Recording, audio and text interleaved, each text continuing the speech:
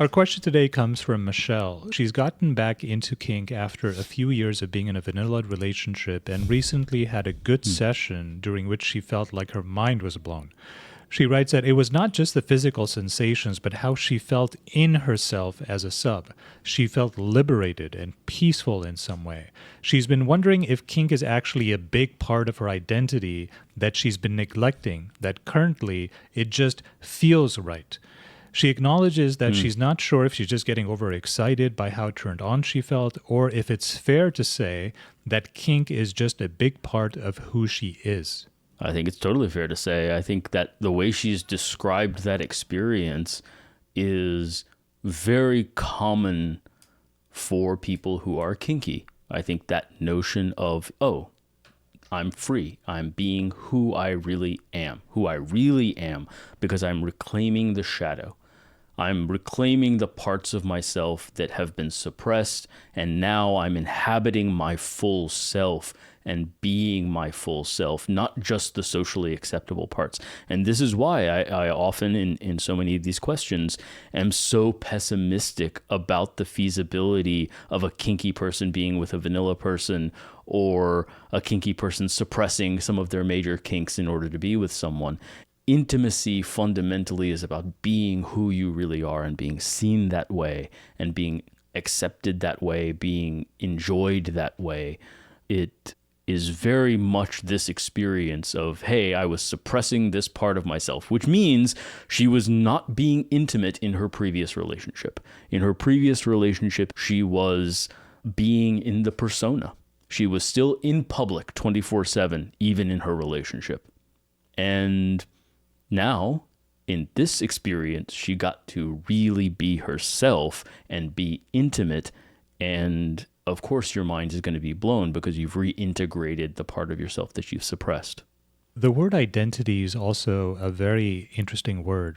Have been thinking a lot about what that means, really. And it could mean many things, but one of the ways it's conceptualized in my head is identity, to some extent, is how you are seen by other people. If she's in a kinky play dynamic where she was dominated, then she was seen as this submissive sexual partner who did all the things that the dominant wanted her to do. And then the dominant accepted her as she was and saw her as she was. So some part of her was validated by the experience, like, oh, this deep, dark need in me to be dominated, to do all these things, to be bossed around, to be spanked, was validated by this other human being, not in some fantasy that she's writing down, not in some secret porn that she's watching, but an actual living, breathing human being that she presumably respects, that saw her and witnessed her as a submissive. And so to some extent, identity is also almost a relational, there's Identity a relational or component. intimacy? Identity. So the question was, is this part of my identity? Yeah, That was the specific question, I'm not right? quite seeing how identity hinges on how you're seen. I Yeah, guess. and that's what I'm arguing, is that identity can mean many things, and you can put a lot into the big box that says identity. One of the ways that I've conceptualized it is how others perceive you, or how you feel others perceive you. If you're walking around and people are saying, disagree. oh, that guy is an honest person, that guy is upstanding, or the converse, this guy is just a jackass, blah, blah, blah. It's other people saying these things to you. To some extent, that reflection internalizes, and then you start seeing yourself to some extent that way also. I think that's a large part. It starts from childhood, right? Little Timmy is so smart and so clever, so on and so forth. I don't think you're wrong in that regard, but that is what Jung would refer to as the persona. I can throw up an image here of the visual mental model of Jung's conception of the psyche. Jung would consider what he called the archetype of the self as the archetype of wholeness, the archetype of your identity. Hey all, this is Athos. If you're enjoying this content and you'd like to see more, please be sure to spank that subscribe button. It's been very naughty. And if you'd like to have your question answered on the show, please feel free to ask us by email at deeperkink@gmail.com or click the link in the description below to complete the form. Now, back to the show. Jung would consider what he called the archetype of the self as the archetype of wholeness, the archetype of your identity. This is who you are, is yourself. And the self included not only the persona, not only the shadow, but also the animus anima and the collective unconscious. And so yourself goes all the way down to the roots of humanity, because it includes even our biological underpinnings, even our instinctual underpinnings that are living in that collective unconscious and are represented in myths and stories. And so, yes, the part of us that identifies socially with other people and takes on the attributes based on how we're seen, he would call that the persona, which is part of the self. I think he would call that over-identification with the persona and would consider that sort of an error. Whereas what this experience sounds more like to me is reclaiming the shadow. She had over-identified with the persona in her previous relationship, and now she is reclaiming the shadow and incorporating a higher percentage of herself back in. I'm familiar with the persona shadow framework. Sure, our listeners may not be. Yeah, sure. Yeah. What I was that's not what I meant by being witnessed. Mm-hmm. The witnessing isn't happening in the persona domain. The witnessing is happening in her shadow domain. So when we say that she's embracing the shadow, doing shadow work, integrating the shadow, that in this particular case is done in the presence of another person. In fact, you need the other person in this particular instance. If you're going to be dominated, you need someone to do the dominating. Sure. And that sort of the requirement for the other person to be doing that to you helps you to actually identify with your shadow, to integrate the shadow. So that person's presence is essential. And if that person's presence is essential, to some extent, they are a requirement to forging some part of your identity, the shadow part of your identity.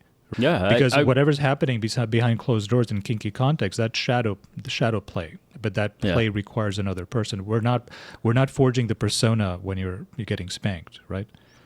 I agree with that. I would use maybe different language. I think I would say that intimacy is the tool that allows the reclaiming of the shadow into the self. And that intimacy is the notion of witnessing my shadow self as it is. Jung makes a common argument, and Rogers after him in different language, that intimacy is what's happening in therapy, and that's the thing that does the work. It's actually the intimacy, the one-way intimacy in some sense between the patient and the therapist that does the work of allowing that patient to transform by reclaiming their shadow. Now, it's not enacted in therapy, it's just talked about. And Jung himself recognized that as a shortcoming of talk therapy, is that, well, we're intellectualizing about these ideas, but we're not playing them out. So kink, in some sense, is playing it out. A relationship, in some sense, is playing it out. It's intimate in that way. And there is an aspect in which our relationships are therapeutic for us. They're not therapy. That's not the intent of them, but they can be transformative at a very, very deep level because of that, because of the vitality and dynamism that comes from intimacy to transform both people who are participating in it in their full selves. So I would use different language to say that the intimacy is the tool to incorporate more of the identity, but I wouldn't say that the intimacy is inherently part of the identity. I might distinguish it that way. Yeah, I think maybe we're almost splitting hairs here. We are a little bit. Yeah, a little bit. Yeah, my conception was more like your sense of self is very much rooted in other people's conception of you. That's a proposition I've landed on. I certainly think that our sense of self is not some self-contained island. I agree with you to that degree. Yes, in order to maintain a self, part of that is how we play off other people. It helps us stay in check with reality. It prevents us from hallucinating and going off in weird directions. So I agree that there is some otherness aspect to our perception of self and grounding in reality. I think maybe the notion of how we are seen, I'm not sure what I think of that versus the notion that we are seen. Meaning, to what degree do I accept the judgments of others as part of my identity versus other people make judgments of me, I make judgments of their judgment, and that is the process by which I form myself. So Sure, yeah. That's we now are we're splitting even hairs, splitting for more sure. hairs. This hair is being whittled into multiple pieces here. No, Yeah. but I really liked this question, and the reason is I actually resonated for with sure. it a lot. I think I've told you as well off air when I had my first pretty intense kink experience, just like this person had, right? Yeah. She was in vanilla relationship for a long time, then she became kinky, and her mind was blown, and I'm putting words in her mouth, but I felt myself change.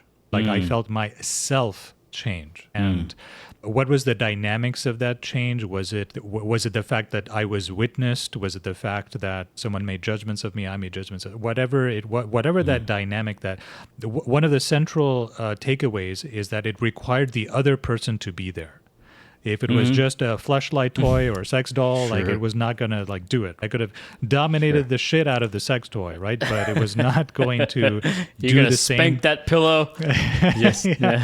We're not going to do the same kind of work as if it was another human being that saw me. Right? This particular session I had some time ago, that was my first intense kink session, was the first time where I fully embraced the mantle of a dominant. And when I did, like you know, you've been a dominant for such a long time, and I'm a relatively recent convert, and so I still have a fresh memory of what it's like to have sex or be sexual with a person in a non-kink context. And there are all these things that I want to do in a non-kink context that I don't, because you're embarrassed to say them. You're like, oh my God, what a dirty person I am that I wanted to do all these filthy things to me. And so you don't do it. But then when you actually do break through and like, okay, I'm kinky, I'm embracing it, and I'm going to discuss that with my partner in a consensual way, we're going to do these things. And then when the person does them, not just willingly, but enthusiastically, and also gets a lot out of it, there is a strong validation of that masculine dominant energy. It's like, oh, I'm doing this, and she's not calling me a depraved pervert. Therefore, I'm not I mean, you are at least I'm not that. At least I'm not that, right? That results in a bleed, even past the kink experience. You start to assume a more dominant masculine frame, and there's a converse phenomena that occurs for the submissives as well. But I felt, especially after the first experience, and because this was also a person who had the first kinky experience after a long time, she felt her sense of self-change as she's discussing whether this is my identity now. I very much resonated with that, because I do feel like I'm a different person. And I was really trying to explicate, like, wow, what exactly happened? It really boils down to the presence of the other person was essential for that transformation to occur. I agree that the other person, yes, I agree with the notion that that is essential. Certainly we can at least let go of the splitting of hairs that much, that absolutely the witnessing, it's not intimacy otherwise, right? Now, it is much better and more important to frame it as, no, you are depraved and perverted, and she liked it. That's an important difference between the notion of saying, then you're not No, you are. Because the shadow is real. It's real depravity, perversion, anger, lust, greed, dominance, power, tyranny, all of those things. And to minimize it by saying, oh, maybe I'm not really that perverted. No, you're that perverted, but she liked it. And that makes it okay. This is a quote that I really like. It is not the case, I'm okay, you're okay. That's wrong. I'm not okay, you're not okay, but that's okay.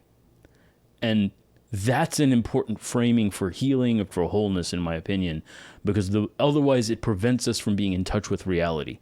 If we're trying to look at something that's not okay and then pretend like it's okay, you end up divorced from reality and spinning out in weird ways. I will say, too, I think that this experience you're noticing is an interesting one for people who have never had an opportunity to try kink, where maybe they got married young, maybe they just never really explored it or found somebody who they could safely explore it with. I think there's a remarkable dearth of trustworthy masculine men in the world, and so I suspect there's a ton of women out there who would have wanted to, but just never found someone they really trusted that much to go to that depth with. And it's challenging because it's an experience you can't really know from the outside. you can project on it and think, oh yeah, it's just a silly bedroom thing, or oh yeah, it's just a game or whatever. But when that game becomes real, there's nothing that prepares you for that moment when you are transformed and you realize, oh no, it was never really a game. It was me. That's who I am, really. Nothing quite prepares you for that.